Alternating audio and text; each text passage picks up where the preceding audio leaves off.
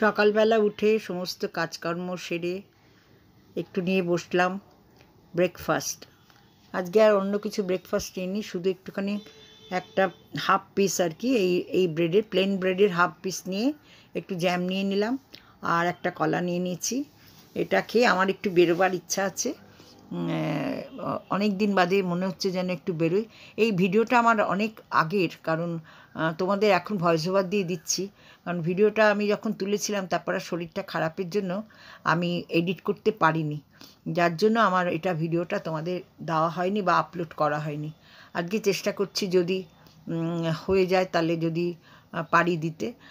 সবচেয়ে বড় যে জিনিসটা আমার করে রাখি, হয়তো ভিডিও কন্টেন্টটাকে যাই হোক করে টোরে সেট করে রাখি, কিন্তু এডিট করার অভাবে অনেক ভিডিও জমে যায়, এরপর গন্ডগোল হয়ে যায় কোনটার কী কবেকার কোনটার। এই জন্য আমি এখন লিখে লিখে তারিখ দিয়ে দিয়ে রাখি। যাই হোক, তোমাদের সকলে নিশ্চয়ই তোমরা ভালো আছো। আমি আজকে এই ব্রেকফাস্টটা করে অনেক দিন বাদে ইচ্ছে করলো, বলেছি একটু আগে আবার বলছি, অনেক দিন ইচ্ছা করলো যে আজকে একটু শীত শীত ঠান্ডা এখনও আছে, একটু ঘুরি। এখন শরীরটা একটু ভালো লাগছে বলে মনে হলো বাইরে বেরোই আর কি। তোমাদের সকলের ভালোবাসা, আমার ওই যে একটা হাঁপিয়ে যেতাম, হাঁপটা আমার একটু বন্ধ হয়েছে, সেই জন্য আমার একটু বেরোতে হাঁটতে এখন ভালো লাগে। ঠিক আছে, তোমরা সঙ্গে থাকো, দেখতে থাকো। পরের ভিডিও পরের মানে কি আছে তোমরা আশা করি সব কিছু আমাকে অ্যাডজাস্ট করে নেবে, ভালোবাসবে।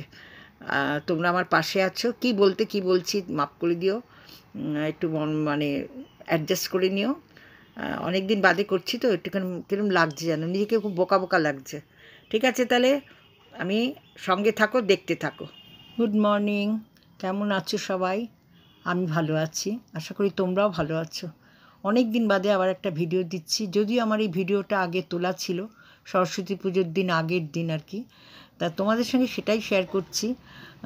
একটু বেরোলাম, অনেক দিন ধরে মনে হচ্ছে একটু বেরিয়ে যাই, আর ভালো লাগছিল না ঘরে থাকতে, তাই জন্য ভাবলাম যে আজকে সারাদিন দুই বন্ধুকে বললাম দাঁড়াতে, একসঙ্গে মিট করে আমরা একটু বেরোবো। বেরোতে গিয়ে রাস্তা দিয়ে যখন আমি অটোতে উঠবো তখন দেখলাম ঠিক মাঠের পাশে একটা জায়গায় ছোট্ট একটা বাচ্চা কিছু সরস্বতী ঠাকুর নিয়ে বসেছে।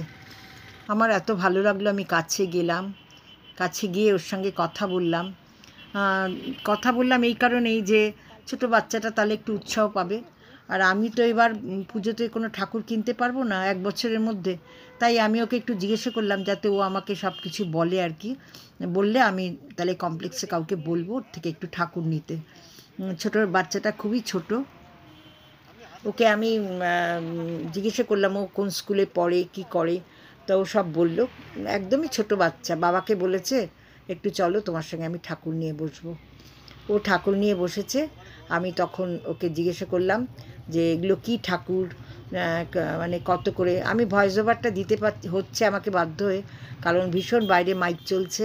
এই এক হয়েছে, এখন শীতকাল পড়া মানে নানান রকম মাঠে অনুষ্ঠান, আর মাইকের গান, মাইকে আওয়াজ হয়, যার জন্য আমাকে ভয়েস ওভার দিতে হয়। ঠাকুরগুলো খুবই সুন্দর, কিন্তু আমার খুব দুঃখ হচ্ছিল যে আমি কিনে মানে আমি যদি কিনে পুজোই না করি, সেই জন্য আর কি আর এবছর কোনো ঠাকুর এর মধ্যে যাচ্ছি না আর কি, কিনি না। তো যাই হোক, আমি নিশ্চয়ই ওর কাছ থেকে জেনেছি সব কিছু, আমি কমপ্লেক্সে এসে সব কিছু বলবো। তোমরা সঙ্গে থাকো, দেখতে থাকো, কারণ ছোট্ট একটা বাচ্চা ছেলে, ওর কত উৎসাহ বাবাকে সাহায্য করার।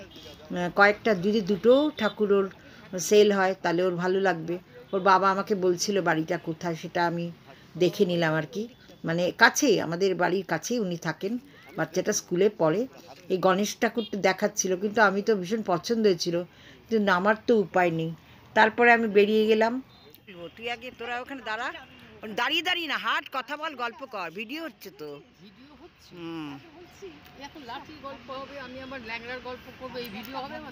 তোর কথাগুলো আমি তখন ওইটাকে করে ভয়েস ওভার দেবো। তোর গান শুনে সবাই আমাকে বলে বেটা ছেলে। হ্যাঁ মিস্টার রয়, আপনি বলেছিলেন যে আপনার ওয়াইফ, আমি ওয়াইফ। ব্যাপারে মিস্টার চ্যাটার্জি বলছি না, আমি শিখে চাইছি, তোমার গলা না, তুমি একটু বাড়াবাড়ি করো, ওরটা একটু লাগে মাঝে মধ্যে। আমাকে বলছি মিস্টার রায়, আপনি বলেছিলেন ওইটা, কি মিস্টার রায় আপনার মিসেসকে দিন, আপনার মিসেস এটা করেছে। আমিই তো মিসেস রায়। তখন পাতলা করে দিই গলাটাকে। তোকে দিয়ে একটা আজকে গান গাওয়াবো, গান শুনবো। এখানে দারুণ প্রাণ খুলে লোকে ঘোরে, এখানে প্রাণ খুলে ঘোরে, এখানে ভিডিওই করি আমি।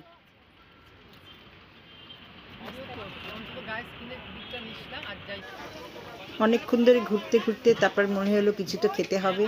চলে গেলাম গড়িয়াহাটায়। গড়িয়াহাটায় গিয়ে ভাবলাম না, কোনো নামি দামি হোটেল না। এখানে দেখলাম মানে ভীষণ পরিষ্কার, এবং সবাই, এই মাসির নাম হলো রাগী মাসি। রাগী মাসি হোটেলে ভীষণ যত্ন করে খাওয়ায়, মায়ের মতন করে খাওয়ায়। আরও দেবো, এটা খাও ওটা খাও, খুব রিজনেবল প্রাইস, আর এত পরিষ্কার পরিচ্ছন্ন। আমরা ভাবলাম এখানে আমরা খেয়ে নিলাম পরোটা তরকারি, খুব সুন্দর, আলুর দমটা করেছিল খুব ভালো। আর সবাই খাচ্ছে, মাছ টাছ সব কিছু খাচ্ছে, মাছ ভাত তরকারি, তারপরে ডাল, কেউ কেউ মাংস, এসব দিয়ে খাচ্ছে। কিন্তু আমাদের ভাতটা খেলে তো চলবে না, পরোটা খেয়ে ঘুরতে হবে। আবার পরে খাবো, একটুখানি আইসক্রিম খাবো, একটু কোল্ড ড্রিঙ্কস খাবো, পান খাবো, টুকটাক করে খাবো আর কি। ওই একদম ভরপেটটা খেয়ে দুনিয়া ঘুরতে পারবো না। তবে ভালো লাগছে। এটা গড়িয়াহাটা ট্রায়াঙ্গুলার পার্কের ওখানটা, এটা ফর্টিজের, ঠিক ফর্টিজের অপোজিটে। এটা বাসন্তী কলেজ আছে, ফর্টিজের অপোজিট না, আর একটু হাঁটতে হবে পেছন দিকে। আসলে রাজবাড়ি দিয়ে আসলে ওটা ছাড়িয়ে, ফর্টিজ ছাড়িয়ে, আর গড়িয়াহাট দিয়ে যদি কেউ যায় তাহলে ফর্টিজের আগে পড়বে, বাসন্তী দেবী কলেজের ঠিক অপোজিটে। যাই হোক, ভালোই লাগলো। রাগী মাসি খুব আদর যত্ন করে, এখানে অনেক রকমের। যখন ভর্তি থাকবে তখন আসবে, ভর্তি যখন থাকবে তখন এত আদর করে খাইয়েছে আমাদের। শনিবার দিন আসবে, ভর্তি করে। খাওয়া দাওয়ার পর ওখান থেকে চলে এলাম পাটুলিতে। আমরা পাটুলিতে একটুখানি ওখানে বসে আবার নচিকেতাতে একটু চা খাবো, এইরকম একটা মানসিকতা নিয়ে পাটুলিতে চলে গেলাম। পাটুলিতে গিয়ে বসে আমরা সবাই মিলে একটু গল্প করছি, আড্ডা মারছি, হাসাহাসি করছে সবাই, না যে যার মতো গল্প করছে। কারুর বাড়ির গল্প, কারুর ছেলেমেয়ের গল্প, এই ধরনের গল্প চলছে। তার মধ্যে ওই হাসি ঠাট্টা তো আছেই। আমাদের বয়স হলে কী হবে, বয়সের জন্য কোনো কিছু থেমে থাকেনি।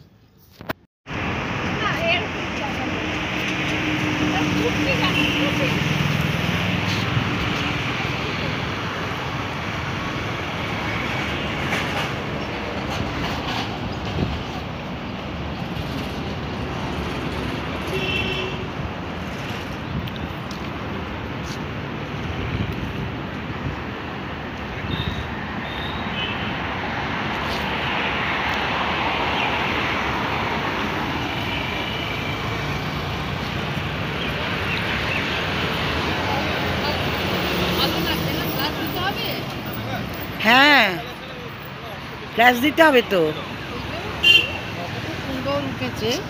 কিন্তু অন্ধকার এরাই করছে, আর এটা কেউ দেখছে না, এখানে শাসন নেই, তাদের টাকা দিয়ে মুখ বন্ধ করে রেখেছে।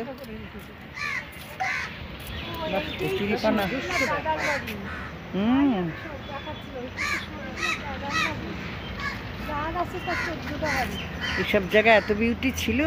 এই সোজা রাস্তা দিয়ে বলে টুকলু বাড়ি চলে যাওয়া যায়।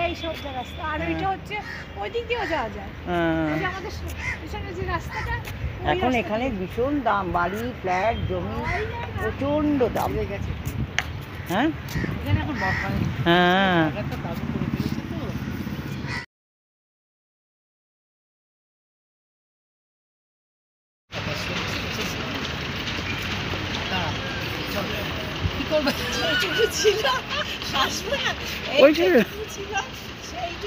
সেটুকু গেল।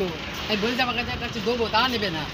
লাল সাহেব যদি স্মৃতি মনে পড়ে যায়, লাল সাহেবের আবার লাল সাহেব যদি থেকে নেবে, সে বলে আমারটা নিয়েছেন কেন আপনি? মরে যাবো আজকে কিন্তু। হ্যাঁ চল চল, আমাকে বলেছে দাউরের জন্য প্রার্থনা কর। তুই একদম মনে হয় কাল সন্ধ্যেবেলা রাত্রিবেলা যেন ওঠে ঘুম থেকে। আরে শোন, বিশ্বরাকে বললাম, শোনো ভাই, একেবারে খানার ভেতর ঢুকিয়ে দিয়ে একদম জন্মের মতো আমাদের।